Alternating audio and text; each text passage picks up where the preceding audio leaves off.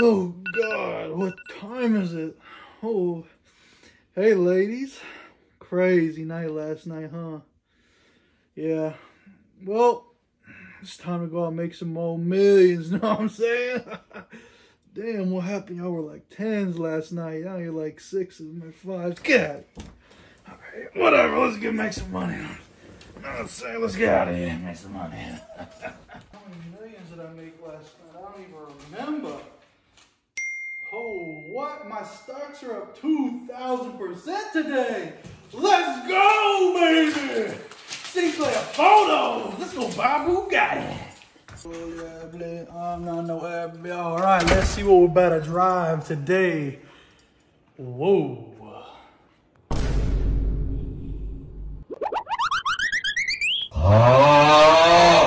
Revenue's down by 5,000%.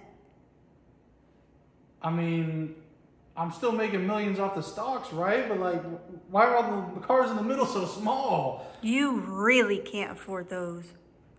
What do you mean? I made like 2 million off my stocks this morning. You have a paper trading account. You've never made a penny off that stuff.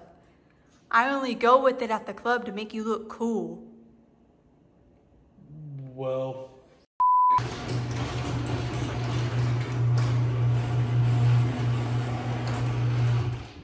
so that means I gotta sell that? Alrighty, y'all. I hope you enjoyed that little funny skit. That is basically how car YouTube is these days. It's kind of ridiculous. I've been doing this for 7 years now, almost 8 years, and it was not like this back in the good old days. Basically what I'm saying is you have these people that come in out of nowhere with all this money from previous things that start up an automotive YouTube channel, and everyone else just can't compete. Not everyone's multi-millionaires like the Hamilton Collection and Manny Koshman, to where we're ordering the constant new hypercar and we're taking out our other slew of hyper and supercars from our collection to create content for you guys. And I feel like a lot of YouTubers in the automotive space are feeling this. And I was watching a Jack Ultramotive video the other day, and he really said it the best. And I'm just gonna go ahead and play that clip for you guys right now. A lot of other automotive YouTubers kind of have their backup businesses that they've been able to grow, like either a detailing product, a car auction website, car giveaways. These are all things that help those YouTubers, allow them to produce the content with crazy exotic or other car related expenditures. And as I've been cycling through years and years now of doing automotive vlogging content as well and trying it out, it's tough to see where exactly it's going, because everyone is just spending more and more and more money doing crazier and crazier stuff. This genre of YouTube, automotive car building, vlogging, whatever, it is systematically expensive. You're just gonna feed into it to the point where eventually you're just not gonna have any money left, because you just keep on having to raise the bar to get the views. After being at this for a solid 3 years or more now, I would say, I'm starting to realize that as things get repetitive and as the bar keeps on getting higher, it's almost not feasible and it's really tough.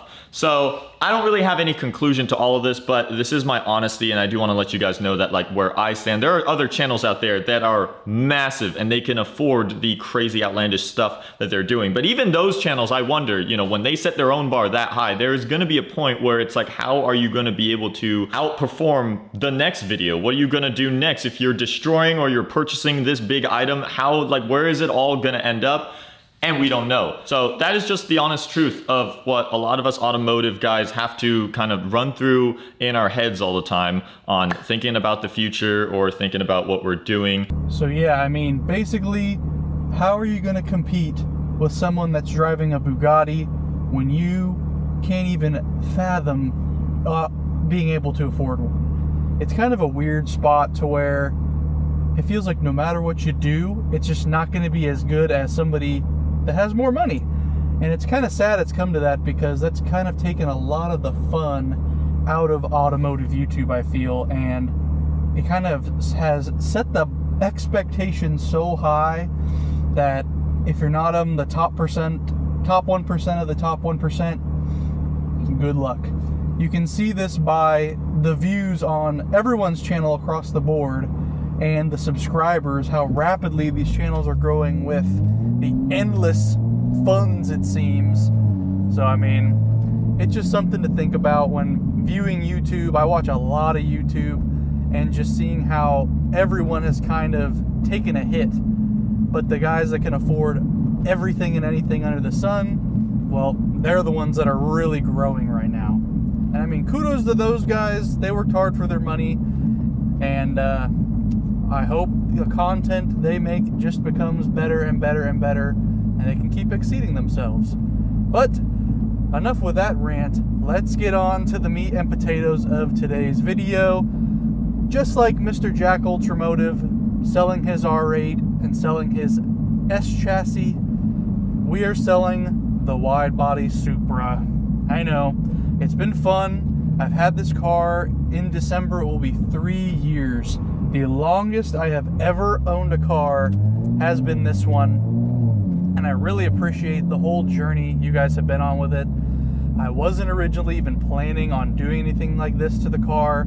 It started out as, I'm gonna wait for the Bronco, and this will kind of hold me over until then because it's fun and I can do a little bit here and there and make some videos.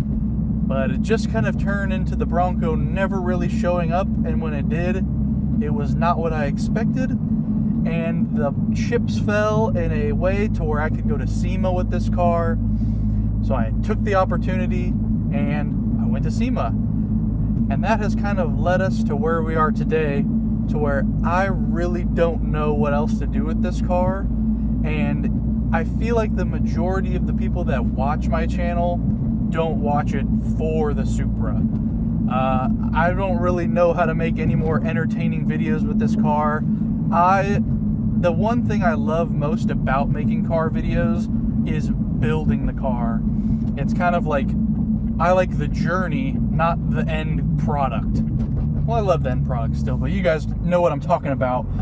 It's just kind of like, modern YouTube is buy the new car, do all the crazy stuff, sell it, buy the next new car, do all the crazy stuff, and rinse and repeat. Which is not really how I like to do things. I get attached to these things, and I really, really love the Supra. It's never let me down. It's been great. I've driven it from Vegas and back. I've driven it all around, shared countless memories with all these people all over Texas. And I feel like with looking how the current state of YouTube is, now might be a good time to really change up the formula of how I want to go about doing things.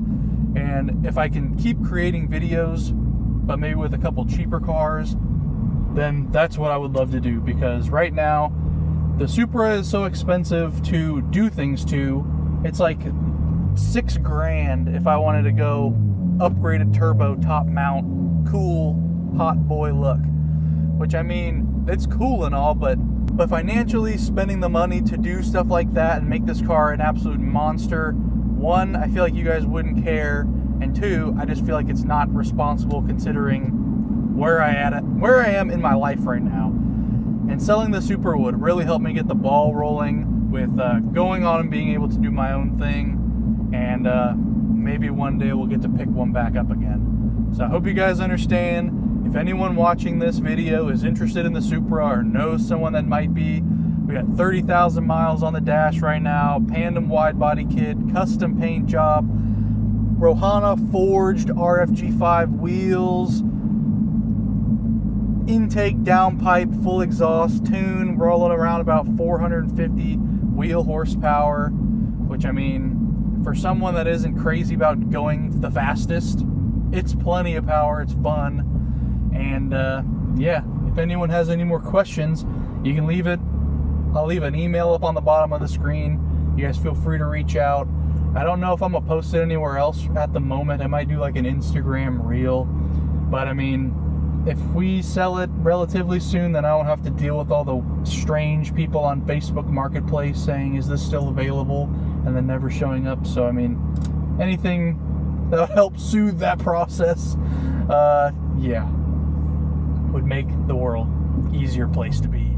If you guys know someone, or maybe you guys have a shop or know a shop that wants to take on an already pretty well built car and just dial it up to the next level, let my initial investment in this car be your opportunity to get one for a fraction of the price. It's definitely for sale, not on sale. It's not the end of the world if it doesn't sell in the next month or two. So I mean, if you have any more questions and you're seriously interested, just shoot me a DM or shoot me an email and I'd be more than happy to talk with you guys. Also, the front lip on this car bit the dust the other day, so I did order another one. But unlike the first one where they were just able to ship it out, this kit on this car is from Japan. So now they have to special order me a new front lip that will be arriving in 3 to 4 months. So that's super fun. And if you do end up buying the car within those 3 to 4 months, I will just send you the brand new lip in the box. So no need to worry about that. Yeah, but once again, long story short, YouTube's crazy right now. I hope you guys understand. I think if we can sell this within the next couple months, then maybe I could get a couple cool cars by Christmas. Do we go back and have a crack at the FRS? Do we go back and get a cheap daily and try to make it cool? You guys just got to let me know. Do you want to see a truck? Do you want to see a C6? Just something on the cheaper end that we can make into a pretty cool car. But I'll stop rambling. I appreciate you guys if you made it this far in the video. You guys are real. Send this to somebody if they want to buy the car, you think that they should buy the car. And I'll see you guys in the next one.